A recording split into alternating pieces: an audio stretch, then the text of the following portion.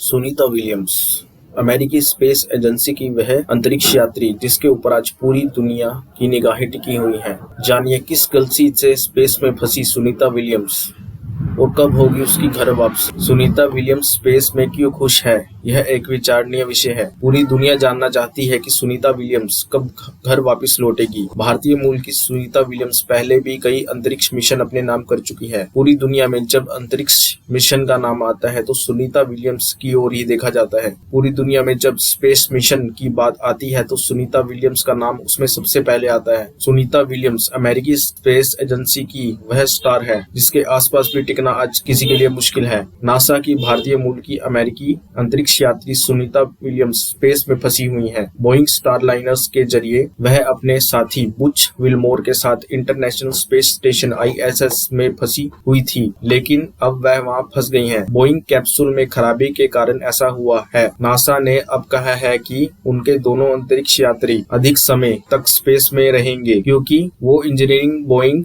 Capsule में पैदा हुई समस्या का निवारण करने में लगे हुए हैं। नासा ने जमीन पर परीक्षण पूरा होने तक वापसी की तारीख तय नहीं की और कहा कि अंतरिक्ष यात्री सुरक्षित हैं। नासा ने कहा कि इन दोनों अंतरिक्ष यात्रियों का तकरीबन एक सप्ताह अंतरिक्ष में रहने का अनुमान था, जो कैप्सूल की जांच करने के लिए एक पर्याप्त समय था, लेकिन अंतरिक्ष यान को चलाने के लिए इस्तेमाल की जाने वाली कैप्सूल प्रणाली में समस्या के कारण नासा और बोइंग को उनकी धरती पर वापसी की योजना को स्थगित करना पड़ा। नासा के वाणिज्यिक क्रू कार्यक्रम मैनेजर स्टीव स्विच ने कहा कि हमें अंतरिक्ष यात्रियों को वापस लाने की कोई जल्दबाजी नहीं है। उन्होंने बताया कि नासा स्टारलाइनर के मिशन की अधिकतम अवधि को 45 दिन से बढ़ाकर 90 दिन करने पर विचार किया जा रहा है। 5 जून को दोनों अंतरिक्ष यात्री बोइंग स्टारलाइनर कैप्सूल में सवार होकर ISS के लिए रवाना हुए थे। वर्षों की देरी और असफलताओं के बाद बोइंग का यह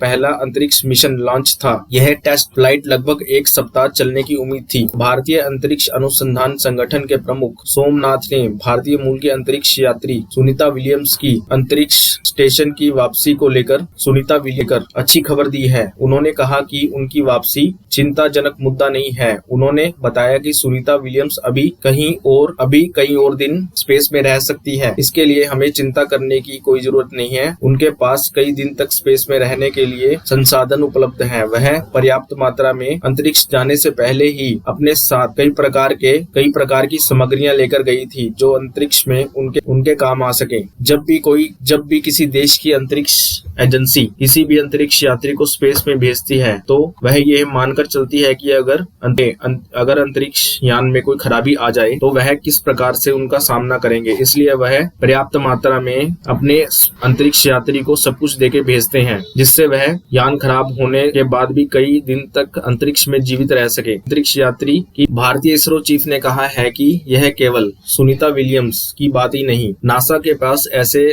संसाधन उपलब्ध है कि वह अपने अंतरिक्ष यात्री को वापस बुला ही लेंगे। इसके लिए हमें कोई घबराने की आवश्यकता नहीं और यह कोई मुद्दा ही नहीं है। पूरा मुद्दा बोइंग स्टारलाइनर नामक एक नए क्रम मॉड्यूल के परीक्षण, वहां जाने और फिर सुरक्षित वापस आने की क्षमता को लेकर है। स्पेस एजेंसी के पास उन्हें घर वापसी लाने के लिए पर्याप्त क्षमताएं हैं। उन्होंने कहा, हम सबको उन पर गर्व होना चाहिए कि उनके नाम कई अंतरिक्ष मिशन है। नए अंतरिक्ष यान की पहली उड़ान पर यात्रा करने का एक साहस भी उन्होंने ही किया था और उसमें सफल भी रही थी। वह खुद डिजाइन टीम का हिस्सा है। अमेरिकी अंतरिक्ष एजेंसी नासा के 2 ISS पर अभी और अधिक समय तक रखेंगे क्योंकि वह वहां अपनी यात्रा के दौरान बोइंग के नए अंतरिक्ष कैप्सूल में आई समस्या का समाधान कर ही वापस लौटेंगी। नासा ने अंतरिक्ष यात्रियों की वापसी की कोई तारीख नहीं बताई, कहा है कि वह सुरक्षित है। नासा के वाणिज्यिक चालक दल कार्यक्रम प्रबंधक स्टीव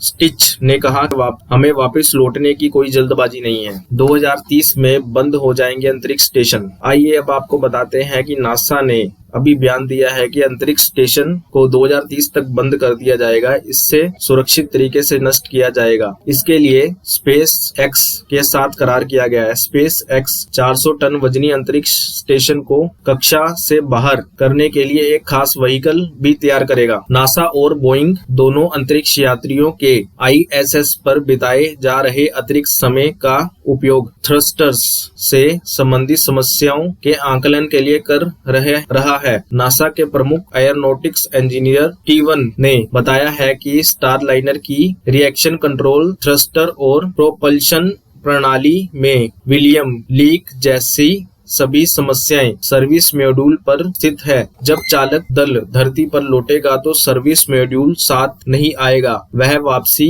के दौरान वायुमंडल में प्रवेश करने पर जल जाएगा। सुरक्षित वापसी का एक है जरिया। नासा व बोइंग का दावा है कि स्टारलाइनर फिलहाल अंतरिक्ष स्टेशन के फॉरवर्ड पोर्ट पर डॉक है। वहीं दूसरे हिस्से में स्पेस एक्स का ड्रैगन स्पेसक्राफ्ट मौजूद है, जिससे दोनों अंतरिक्ष यात्रियों को धरती पर सुरक्षित लाया जा सकता है। तो दोस्तों, आपका क्या विचार है, लिखिए कमेंट में। धन्यवाद।